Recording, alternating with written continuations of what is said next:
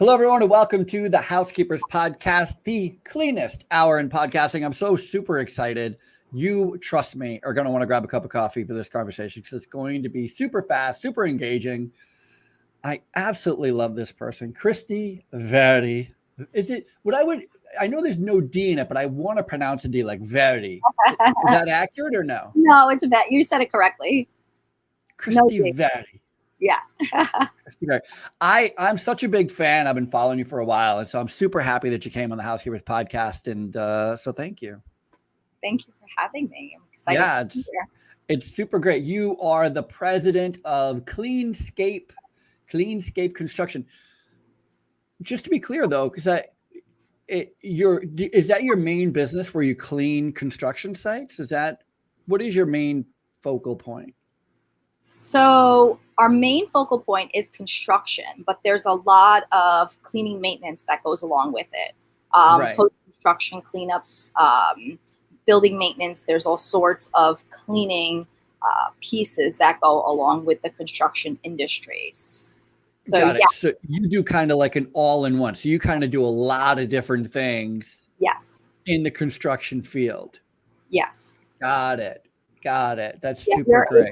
From beginning to end, which incorporates a lot of different cleaning maintenance pieces. I love that. I met somebody recently that was saying that, I don't know if they were doing it or maybe their dad had done it, but he was always bidding both. You know, like I'm going to do the construction piece and I'm going to bid on the construction cleanup piece.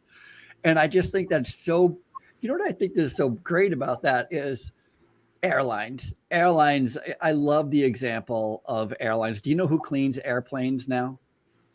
No, I don't. The passengers. Wow. The history of how this happened is just this weird tale. And I've told it before. I'll just give you the highlights. Basically what happened, there used to be a time when you go on an airplane and everything was cared for by the flight attendants. They would take care of your every need. They would feed you, they'd get you pillows, whatever you needed on a plane. And then when you got up to leave, you just simply got up to leave. And the flight attendant didn't clean the airplane. They had a housekeeper or a cleaning person come in and they gave them 7 minutes. So a cleaning team would have 7 minutes to go through an airplane between flights. And so that 7 minutes they'd go through, they would click all the seat belts, they'd put the tray tables up, they'd pick up all the garbage, they'd do some light dust, like they'd clean the bathroom, legit 7 minutes. That's all they had. Well, then they had all these cutbacks in airlines. And so one of the first things they do when they cut back, they always look at the cleaning industry. And so they're like, why do we have cleaners doing these cleanings? Why can't we have the flight attendants doing? The flight attendants being unionized. So like, you're out of your mind. There's no chance we're going to clean. So there's this big thing and it was threatening of strikes and all this stuff's happening.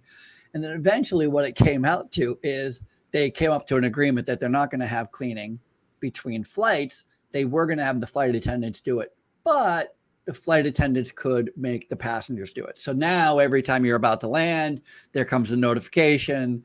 Please put your tray table up. Make sure you grab all the garbage. I'll come through with a garbage bag, but you're going to clean up your area yourself. Like, it was this whole thing. And the only reason I even bring that up is because I think it's super great how, if you own both the construction and the cleanup, I mean, what's the language on the job site now? If you drop it, pick it up, right? Because we're you're going to be a lot less careless. Yes. We're a lot more careful with your construction debris if you're in charge of both. Yeah, we're very adamant about, making sure that cleanup is in between, making sure that construction site is very neat and organized. So there's that cleaning piece throughout. So yeah, it's very beneficial at the end. It's super, and it's a safety issue as well. So having a clean and organized job site is super great anyway. And you're in New Jersey, is that right? Mm-hmm. New Jersey. Is that where I love to just go back and start at the beginning. So is that where you grew up, was New Jersey? Yes, New Jersey. Yep. What part of southern, northern, what exit? Isn't that how we have to talk? Bergen we have to talk in exits? No, Bergen County, Hackensack area. Sure, I know Bergen County. So very north. Yeah. Very north, yes, in North Jersey. Yes. Okay. And so what was that like? What What was it? Where did you grow up? What did you do? Do you have siblings? So I grew up, yes, with my family, my mom, my dad. I have a younger sister. And we grew up in a home where my father worked. My mom stayed home with us. What'd your dad do? My dad worked with the post office. Oh, very cool. And my mom was a stay-at-home mom. And she came here from Cuba as a young girl, but my dad was born here. And so we grew up in the Bergen County area. We went to private school growing up, grammar school and high school.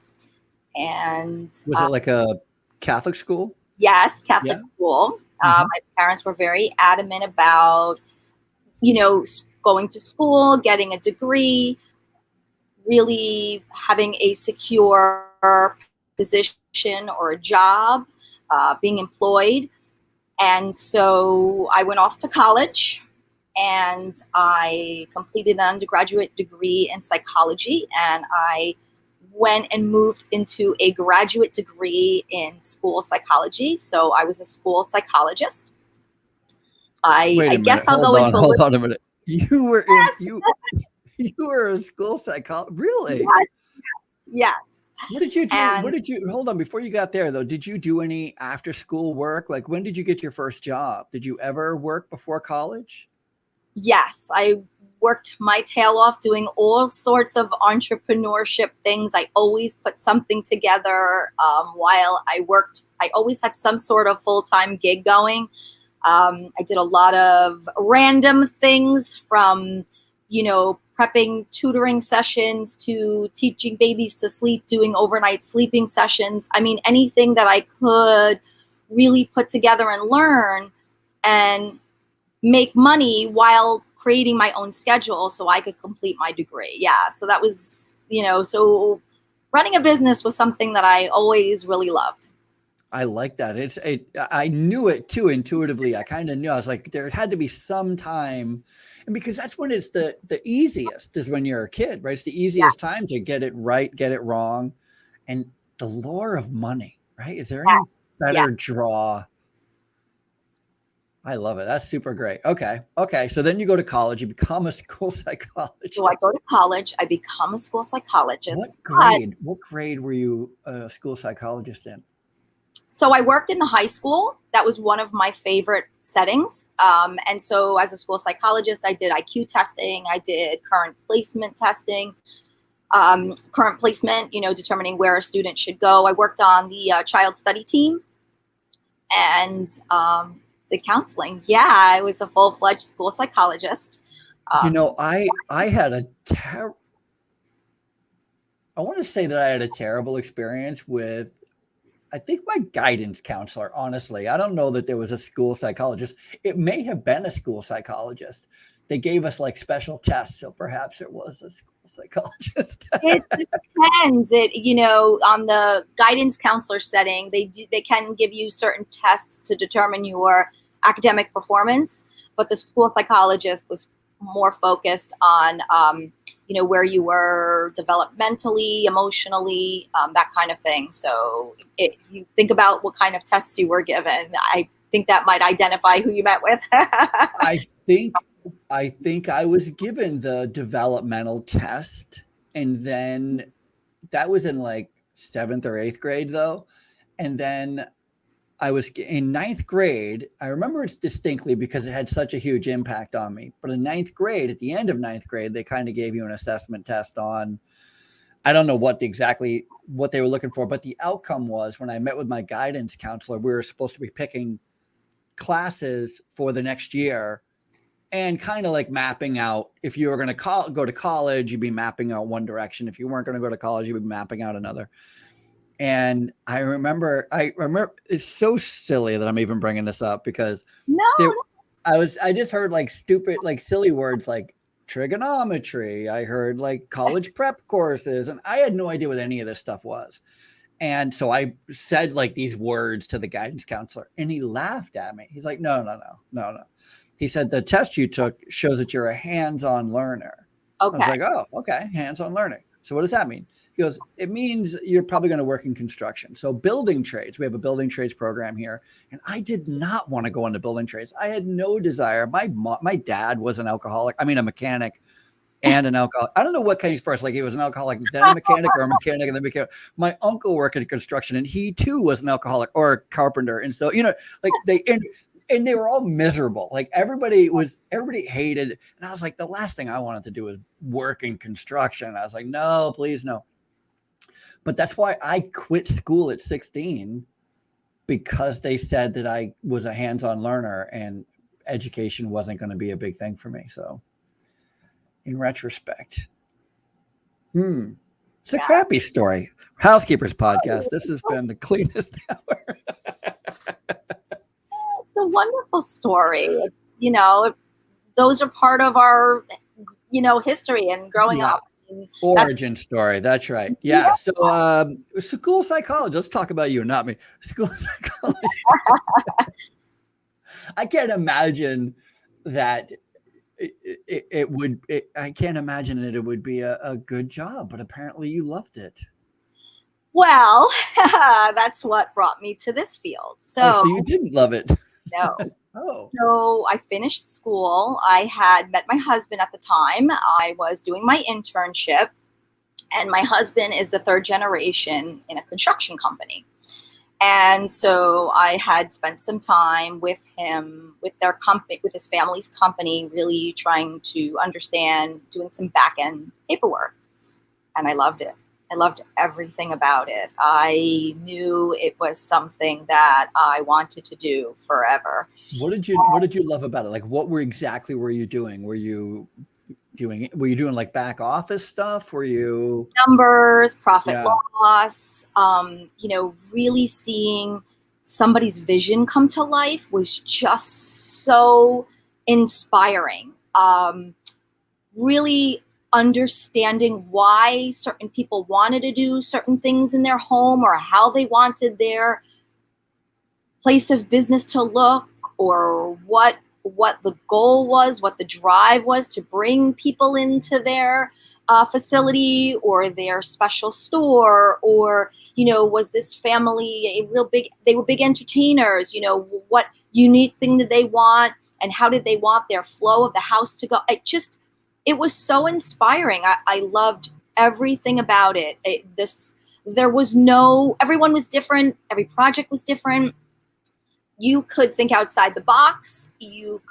I had the opportunity to really implement my creative side, regardless of what you were thinking. I had a hard time with that in the school psychology field, where there were certain standards that you had to follow, and there were certain boundaries and things like that. And so the field just was amazing. It was amazing. That's really great. I love that you found it. Sounds like you found it pretty early. Yeah. I was a little bit bummed that I spent so many years in school to do something that I didn't want to do, but I was excited that I did find something that I loved. And so my husband and I, opened up our business back in 2007. And we started from scratch, and we initially started as a full service cleaning company. We were just going to be cleaning commercial projects, commercial facilities, commercial buildings. That was that's where we got Cleanscape from. Got it. And although we still do the services that we initially started with, because my husband / partner was in the industry, construction just came our way, and it became something that we both loved together. And that's how our company evolved into doing both of them and incorporating the construction piece.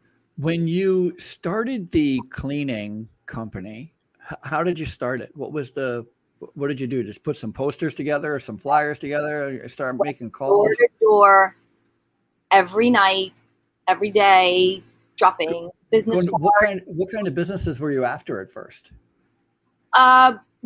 Anything local. So we would hit every the Honda dealer, the bank, the mall. I would look up emails. I would email people our services. We would go through the downtown areas of each town, drop our cards in every single one of the doors, try to just reach out. I mean, we did that. We started from scratch, absolutely nothing. Yeah, just knocking on doors, just Yep. saying, "Hey, we clean, hire us." Yep. How, And we started doing restaurants. We started cleaning kitchens in wow. restaurants. We started doing small medical offices. How did you know how to clean? How did you know how to bid? So we did have some guidance there. We did hire staff that had that experience. And, we started small. We didn't bite off more than we can chew. And so we really just, cleaning was somewhat similar to construction. I mean, my partner had a lot of background in construction. He was born with a hammer. So, it was just really a matter of trying to determine what things needed to be done, what items needed to be rented, or certain items needed to be included. So we just, we learned, we got burned a few times, but you lick your wounds and you look at it as a learning experience, and you knew how to project the next time. But, we didn't bite off more than we can chew. I think that was the big piece. We started small with small projects. Were you guys both working at the time? I was currently still working as a school psychologist. He was in this physically full-time. I was also in it physically full-time, but it was I did more of the paperwork end. So it was on lunchtime. It was after work. It was late at night. My hours were just spread differently. And all the cleaning was happening at night, right? Which is traditional with office buildings and stuff like that. So it's after, especially restaurants. Restaurants are the worst hours. It's either restaurants. Actually, most of the projects that we've ever done are usually after hours, because even, medical facilities, things like that. So sometimes we would go prior to, I had to be in work, or we'd go late at night. We would clean offices. Even if you were doing commercial, condominium complexes and things like that. I mean, they didn't want you there.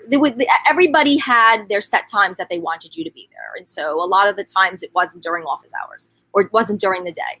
Yeah, it wasn't when they are there, which I think is, one of my biggest pieces of advice for people who are like, I want to do something for, I have somebody who comes in and cleans my house every 2 weeks. I don't know what I should be doing for them. And I was like, well, are you there when they're there? They're like, oh yeah, we're always there when they leave. That's what you should do. You should give them some space. Yeah, we did not touch residential. It was all commercial. Really? No residential at all? The only residential that we have done and will do is we have realtors call us when there's a full clean out, or if there's a new tenant moving in. With COVID, we did a lot of COVID cleanings for homes that were recently purchased and the buyer wanted a full clean out before they moved in. So we will do that as long as it's empty, ready moving condition, or a post-construction cleaning for residential. No kidding. Okay. That makes sense. And so when did you get big enough cleaning to start adding staff? How long did it take for you to go, all right, we have to add somebody, we have to get somebody in there?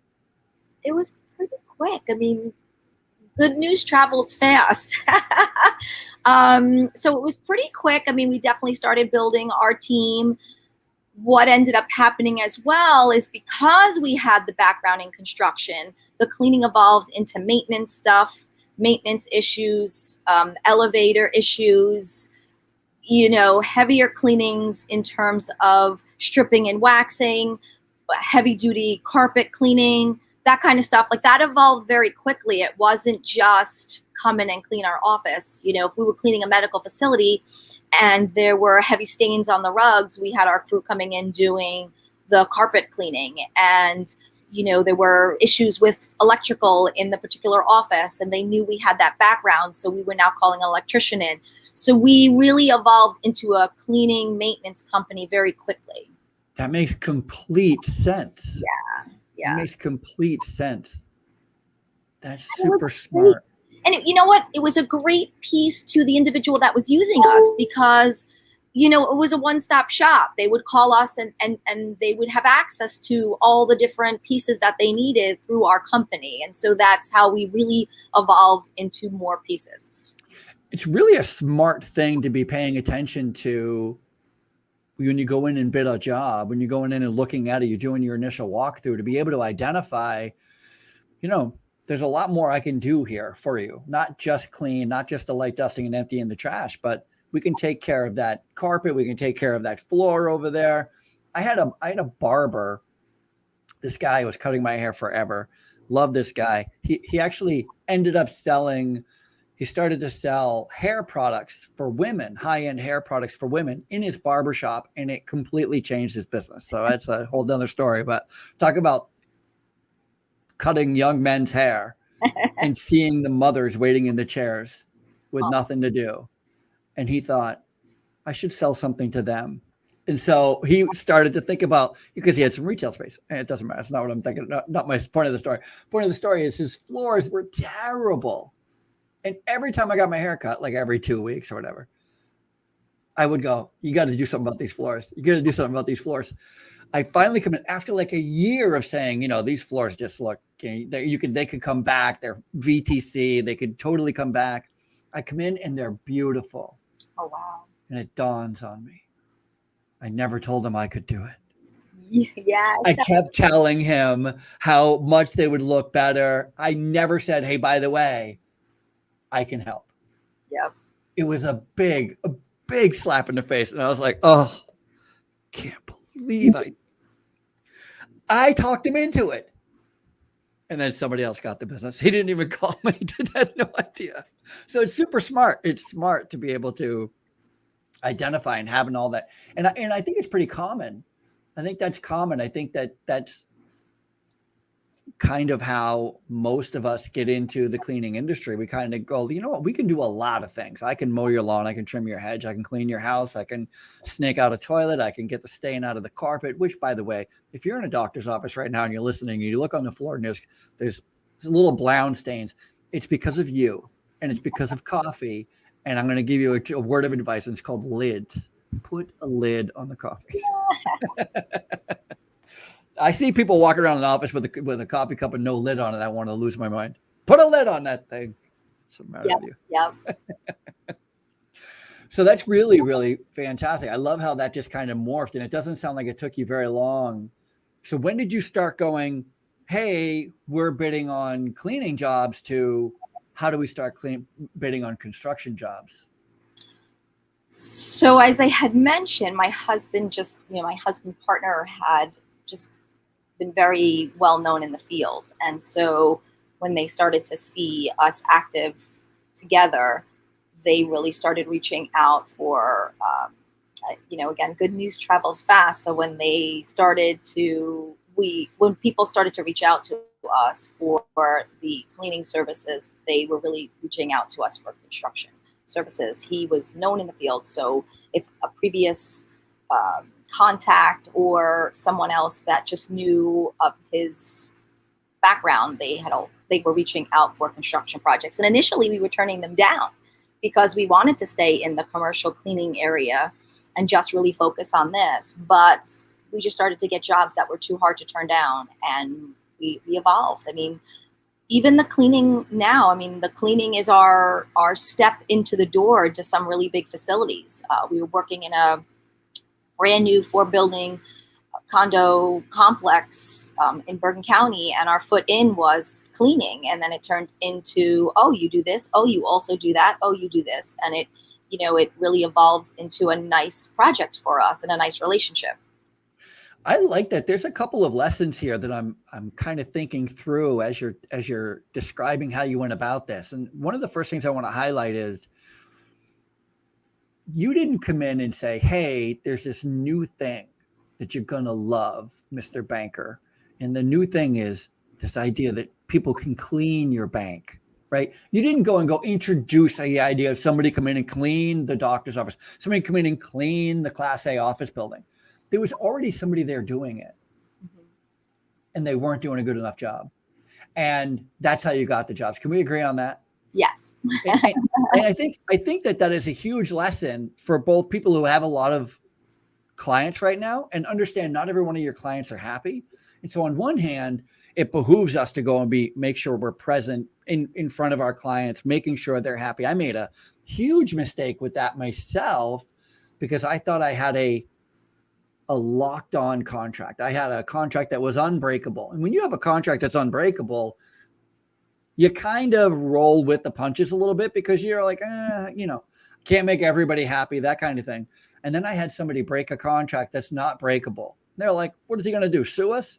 And I was like, I'm going to sue. And of course I didn't. I couldn't afford to sue them. I think they probably knew I couldn't afford to sue them. And so we're just here. They just fired me. They just canceled my contract. And let's be honest, it was my fault, right? I didn't get in front of the client enough. There were indicators that they weren't, and I work in healthcare, by the way. So my cleaning company is in nursing homes and senior care facilities and hospitals. So I'm working with, I work during the day with nurses, with rec, with administration. So my clients are there when I'm working. So it's a different animal altogether. But, just to point out, I think it's important to point out that anybody can go start knocking on your clients' doors right now. And if they're even a smidge not happy, you could be losing some business. And then the other thing that I would love to highlight is, and I've seen so many people use this strategy and it's so smart, the idea of just getting I know somebody who was cleaning one lawyer's office in a building, and they didn't clean anything else except the one's lawyer's office. And the only reason they cleaned that lawyer's office because that lawyer was a friend. But every time they would clean, they would try to get in front of the property manager. Say, hey, we're cleaning this office. Do you have any, issues in this building? We'd love to. And then there was an emergency. And the card that guy had was the guy cleaning the lawyer's office. They called him. All of a sudden, he's cleaning the entire building. By the way, 5 years later, they're building other buildings around it. So now he's cleaning all five. Exactly what you're saying, That's how it happens. Absolutely. Super smart. Don't be afraid to take those small accounts if they're in bigger buildings. If they're in an area with a bigger, I would say that too about people who clean houses. If you clean one house on my street, you should knock on every one of my neighbors' doors. Yep. I clean that house. That's something similar that happened with that project that I just mentioned with those 4 buildings. We got called in just to do the first floor cleaning, that lobby area. And next thing you know, we were cleaning 180 units post-construction in the new building that was just built. So we're definitely not afraid to take anything, small, to some degree, but small where a lot of the times it is your foot in the door, especially if they love your services. It's a test run for you. 1,000,000%. I think, my biggest challenge, and I imagine it's yours as well. And again, you're speaking to it so clearly. Our biggest challenge is obscurity. People just don't know we exist. And if they did, and they had a need for our services, it's an easy fit. Yep. It's true. 1,000,000%. So I'm just curious, how'd you fare through COVID? What kind of changes did you have to make? It sounds like you guys just went all in. You're like, you know what? We're going to clean COVID. I'll show you how to do it. So we kept ourselves very versatile. We were doing a lot of projects that were construction within banks. So 203K loans, renovation loans on residential properties were very big, and we were doing the construction piece to that. So those were not able to shut those down because they were time limits for people to move in. Anything on the commercial end got very, very quiet. We were doing a couple of different commercial projects, and they just kind of wanted to hold off because either the facility was closed or they just kind of weren't sure where they were going to go with it. We also were very versatile because we had the cleaning piece, we had access to COVID cleaners. So that became a marketing piece for us where we were willing to share the resources that we had to others that we would not normally service. And so we didn't clean these homes or the places that we wouldn't normally service, but we gave them access to some of the resources that we had. And so that was a really great, like you said, that emergency when there's an emergency and you're available. So that came to be a wonderful, really kind of give back that we had to the people that followed us, the people that were somewhat associated to us, whether it be on social media, friends, or things like that. And it was a really great way to make new connections and to be in front of the right people at the right time. Are you talking about equipment? Did you have equipment that you were sharing? Like what resources? No, we had the COVID cleaners that were impossible to get. We had commercial grade COVID cleaners. And so if there was a certain facility that didn't have, certain items that they needed to maybe open or to do their daily cleaning that they, are you talking about like foggers? Not foggers. They were just cleaners, sprayers with that COVID cleaner. Okay. So, so we were just able to share those with them, and have access to, where a house was sold and they couldn't find a COVID cleaner company because they were so backed up. We kind of jumped in, and this is not, we wouldn't normally do certain things, but we were doing them just to service and help those that were in a jam. Did you partner up at all or support other cleaning companies at all? Oh yeah, if they needed something that we had access to, absolutely. We would even share some of the cleaners that we had if there was a facility and that's why I mentioned, not stuff that we would normally do. There were certain cleanings that they wanted that we just didn't do. We don't do residential. And so some of them were residential, but they were like a commercial residential kind of thing. And so we did. We shared. That's really great. I host a networking group and for cleaning companies, cleaning business owners. Nice. And when I first started it prior to the pandemic, there were people that would literally be like, why would I go to a networking group with other cleaning companies? I'd be like, what are you talking about? like, why would I be in with my competitors? I'm like, they're not your competitors. They should be your best friends. Do you not have any idea how to use other people to help you get ahead in business? I mean, it makes so much sense to me, but for some, they shy away from it. It's weird. So there's so much. We have a very different outlook. We do a lot of collaborations. I collaborate with a lot of other construction companies. There's so much work to go around, and I would rather give it to another company than turn away someone with a dead end. We just have a very different outlook. When you create those really nice relationships with other companies, there's stuff that we specialize in. There's stuff that another construction company might specialize in. And, ultimately the goal is for you guys to be in front of the people and be available for them. So we have a very different outlook. Listen, I've been greeted unkindly when I attend different events and there might be another contractor there, or might be another cleaning company there, but I always look for the ones that have the open arms like I do, and we find a way where we can pass things back and forth that we just don't cover. Yeah, 1,000,000%. I'm on the same page as you. I think it's the smartest thing, especially if, like you said, referring somebody else is way better than giving a potential customer a dead end. I mean, imagine a customer calls you with money in their pocket and a problem to solve, and you're like, well, if I can't do it, nobody can. I'm like, that doesn't help. Thank you. Because anytime going forward, if I know of anybody who needs construction help, I'm not referring you jerk, right? Because you treated me so poorly, right? So I'm 1,000,000% in agreement with that. That's really smart. So when did you start picking back up after COVID? Or did you ever slow down at all? Sounds like you slowed down a little bit. Some pauses, no?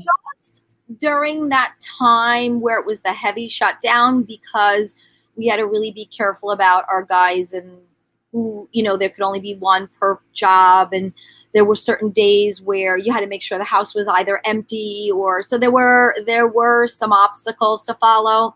The other piece was materials. A lot of materials were really hard to get. So we slowed down, but not because there wasn't work, because there were so many obstacles to complete things. Mm-hmm. The traditional lumber yard or, the places where you would get certain materials were now filled with homeowners online.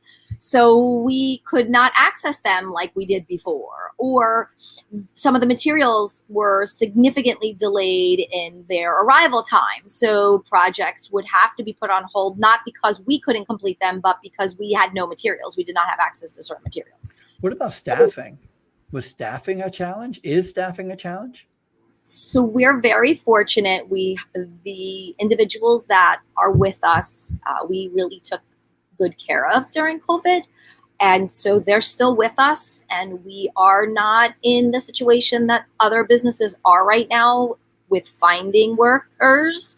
We do have some of our subs that are experiencing some issues when they were a little bit on the slower side and they let go certain individuals, but we were able to maintain the crew that we have. We do have a small crew that is employed by us directly, and then we do work with a lot of subs. So we've been able to maintain our workers, and they've been with us, and so they're still with us, and we really treasure them because they're what makes our business who we are today. Yeah, of course. That's really great. I'm happy to hear that you're not feeling the pain as much as we are, but I would also point out, and you tell me if I'm wrong, in construction, it's generally an older crew. Like the typical average age of a construction worker is around 30. Yes. Right? At least 30 is on the lower end even. Whereas, I work in, like I said, nursing homes and hospitals, and the average age for the cleaner that I'm getting is 18. And they're a challenge. From our experience, it's not super common for us to have the younger ones get on board. Mm-hmm. Right now, like I've mentioned before, I feel like our biggest challenges are materials, items needed, the really high cost of materials. Those I feel like are more of a challenge than employees and workers. I mean, listen, we do feel it. There are certain areas, for instance, like one of our roofers really is having a hard time getting some workers. So we do feel it when that happens. But I honestly feel like there's just been so many more obstacles with materials in terms of costs and back orders or backlogged materials that I feel like that's just been more tough for us than employees so far. Yeah, that's really interesting. I mean, I feel the employee shortage when I go to the grocery store, Restaurants, absolutely. Restaurants. I was just at a restaurant where it had a sign that said they had limited capacity of seating due to staffing. Yep. They're like, we're not even going to let you in because we wouldn't be able to give you good service. And we can't have a party over 6. You can't have a party over 6. Yep. And if we do take you in, please be patient because we have very little staffing. It's just, that's a crazy sign to read. But these are the days of our lives. Yep. So what's next for you guys? What's the big next 10 years, next 5 years? Are you guys going to completely get out of the cleaning industry and move completely into the construction? I think that we'll always have that cleaning piece because it is incorporated in any of the construction projects that we do. We really come in, and anything that is, the service that we provide is from beginning to end. So we always have to have a cleaning crew on staff to manage and protect the projects that are all going on. So I don't think we'll ever get out of the cleaning industry, to be honest with you. It's definitely something that we need on a daily basis for projects.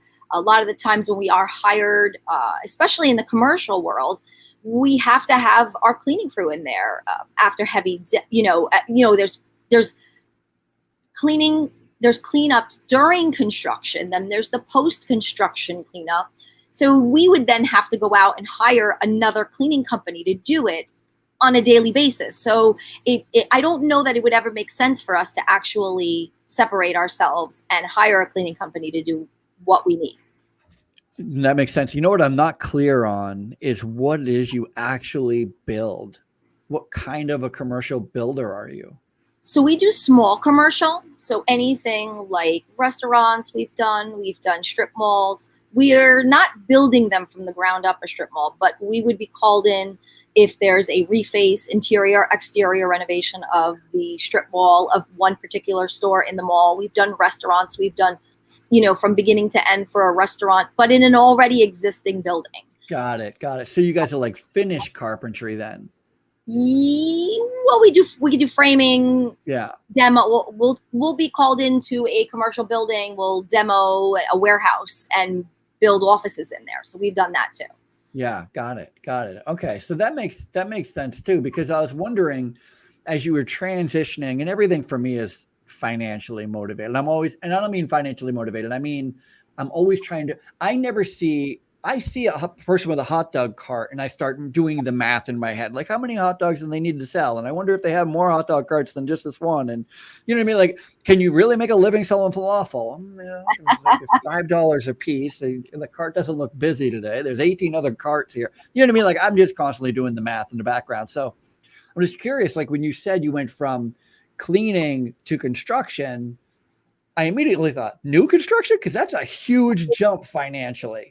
Right. That's making small payroll to making very large payroll. So it makes more sense that you would go in as more like a general contractor. Yes. Right. General contract, just kind of going in and going reframing, reworking, painting, maybe, tearing up carpets, putting new flooring down, countertops. So that kind of thing. I know before we went live, we were talking a little bit about HDTV. Were you involved in that too? Were you guys actually doing some stuff for HDTV? Yes, probably right before we started our company, my partner and I, we did, he did an HDTV episode with his family's construction company. It was very interesting. It was when HDTV really started to be known as the, construction world, where you do the befores and afters and things like that. And we were asked to be, his family's company was asked to be on it. And they were doing a home for I think it was a less fortunate family. And they came in and they renovated the entire home. There was an interior designer. And we tried to get, whatever crews that we had that we were working with. And I mean, they were working like 24 hours in a few days. And there was a very, very... I think I've seen those type of shows where it's like this full facelift in a day. Yes, which is not reality. So that's what's really hard when, we don't have customers that think it's going to happen in a day. But there are people out there that think that really does happen in that short period of time, which it's not realistic. It's impossible. Between towns and permits and things like that. I mean, there's so much prep work done before those 3 days. And you can't work the hours that they were working. I mean, they were working to, literally around the clock. So you can't do that in a traditional setting. Yeah. Town will not allow that, and things like that. It was a great experience. It was really fun. It was exhausting, but it did happen. And, you're on TV and, Yeah, that's really fun. That's really fun. And do you guys give out that as a DVD? I would totally be... I'd love to do another one. They reached out to us already, but we didn't fall in the category. One was they were looking for a project with like a very heavy cultural piece to it. So we just didn't have any at the time. So I'd love to be able to do another one again at some point. But, we share it, but it's, a lot of our more updated stuff. We are involved in a lot of other things. So we tend to share those more than the HDTV. With YouTube and everything nowadays, it's so easy to just do it yourself, right? It's so easy to put your own commercial 60-second, refurb, and you can just snapshot the entire process. I get stuck. I'm that guy who falls in that rabbit hole on YouTube, and it'll be dark out. I'm like, where'd the sun go? I've been watching YouTube all day. One video after another, just getting sucked in. I love the construction. I love the cleaning. I love the floor care. There's like people doing carpet care, and I could just watch carpet care all day because it's so fascinating to me. And, I'm always having to clean a spot off a carpet. So show me how to get gum off. I'm interested. Gum, tar, frayed, super great. So it's really smart to just keep making videos. Yeah. Do you guys... Those things are so helpful. I mean, there's things that you don't, like you said, the gum. I mean, how many people will probably Google how to take gum off, and, if you become their go-to. 1,000,000%. 1,000,000%. Do you guys have a large social media presence now? We do. Yeah. What do you normally post? What's the... So we try to do a variety of things so that people are aware of the different services that we have, the different locations, the different clientele that we work with. Prior to the intense social media or the presence of social media, if someone would reach out to us, even if they were referred, they would like they would ask for referrals, they would ask for previous project pictures, and I'd create a folder with certain items that they were looking to do. If they were looking to do at a level, I would prepare 3 or 4 projects with an at a level and send them before and after pictures. So it was a lot of work, and they just had access to that, not because I didn't give them access to everything else, but I was just really preparing items for them to see. Now we try to put a variety of things on social media so they know, well, first of all, it's a lot of ideas. People like following us to just see different ideas, different things that we're working on. Some people just really enjoy the construction industry. And then others will reach out to us because they are seeing something that we do or we're involved in or that we've done that they want done. Mm-hmm. So I try to do, I handle the social media. So I try to do a little bit of everything. We do some lives. We have some customers come on and share their ideas and, how we brought them to life. We do a lot of collaborating. So we'll collaborate with, we do a lot of work with lenders, mortgage companies. So we'll do a collaboration on how the process goes. Oh, that's fun. Yeah, wow. We try to be educational, but also live stream of what's actually happening. We do befores and afters. Everybody loves befores and afters. So a little bit of everything, I think. Yeah, that's really great. I remember it was, gosh, I'm getting, I don't know what's happening, but I'm getting older accidentally here. But every time you're like, 5 years ago, and then you're like, wait, it was actually 7. Wow, was that 10 years ago?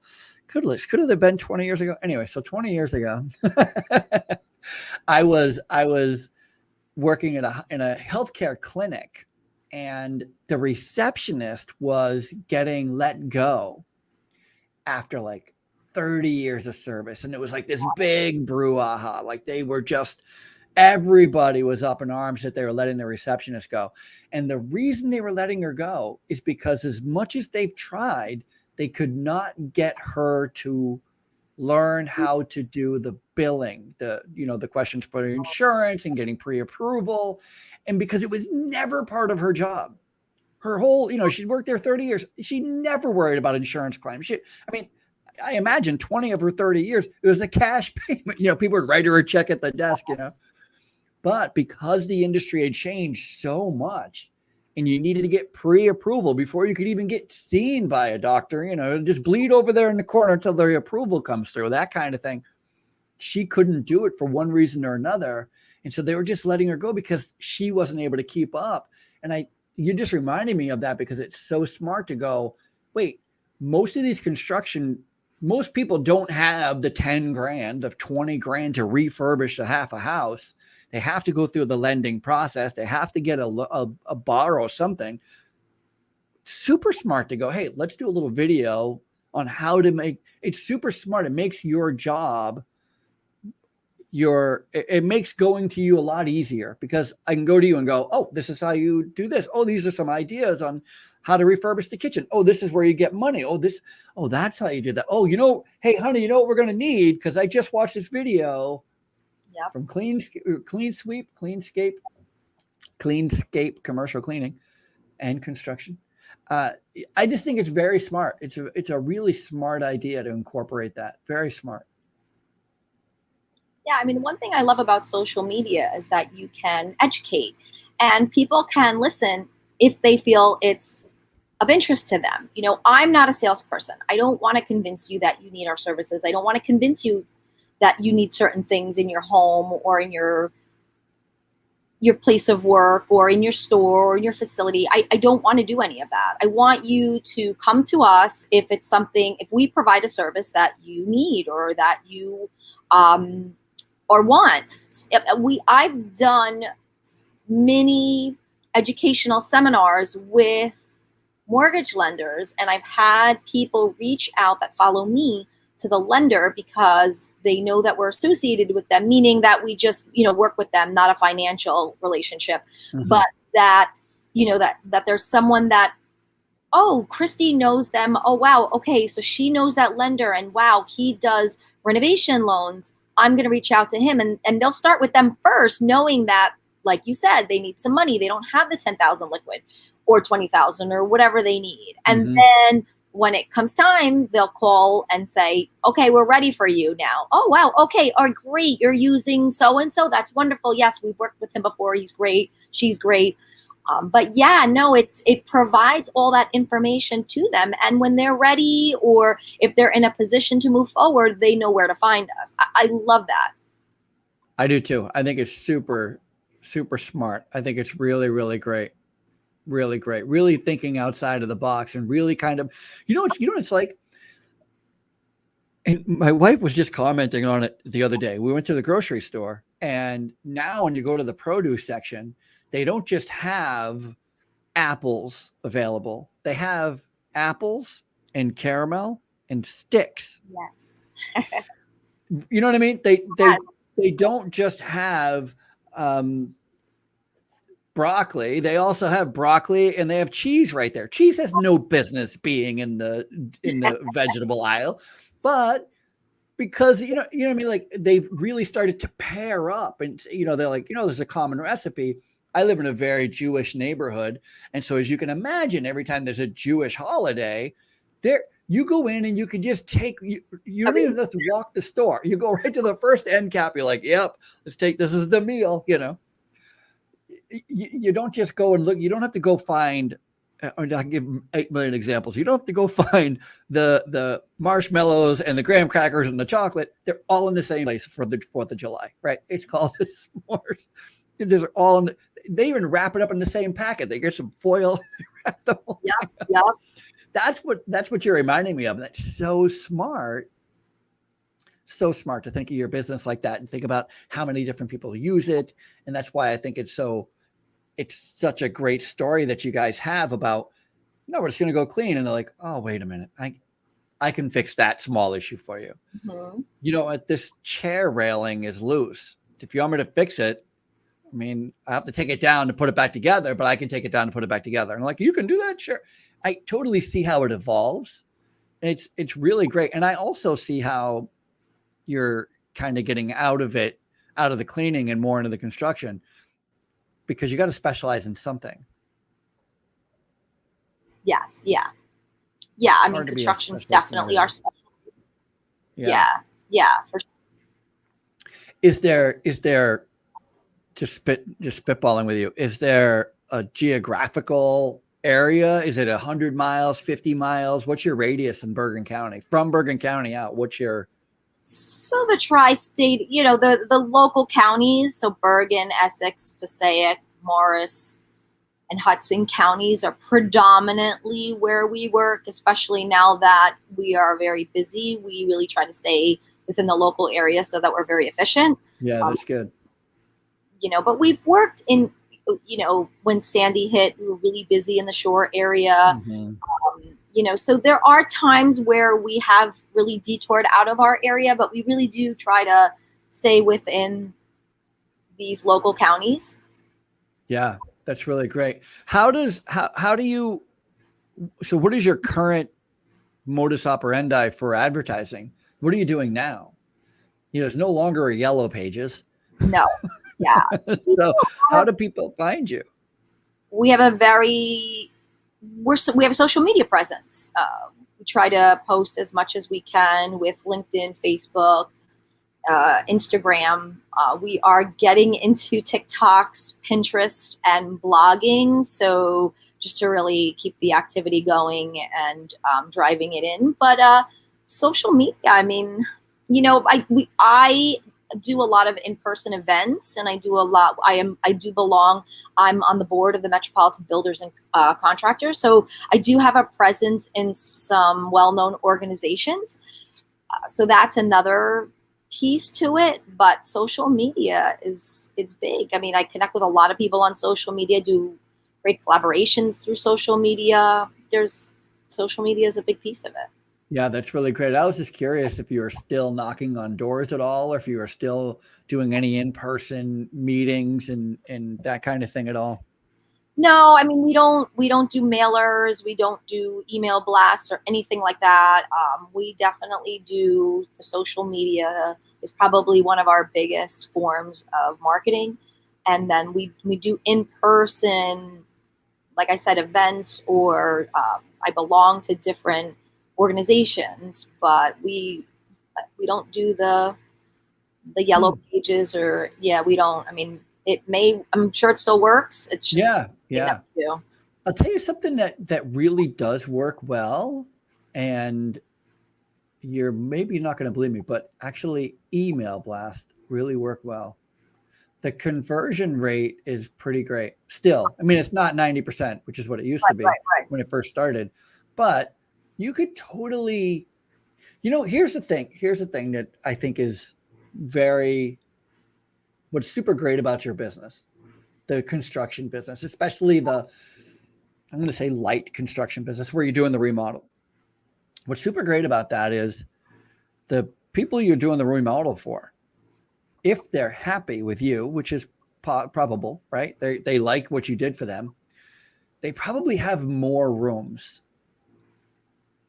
They probably have another side of their house, right? And so how do you stay top of mind to them?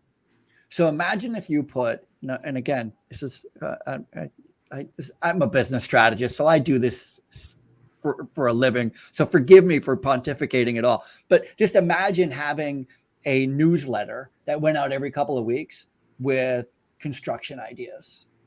Yeah, and it just went to people that you were already doing business with. Yep. What imagine that. Imagine if somebody was like, oh, I just saw this new cupboard thing that somebody put together. And you know what that does is it doesn't mean that you have to show all the pictures that you do, because as I said, when we first started talking, my first writing job was in radio. And you know what we do at radio?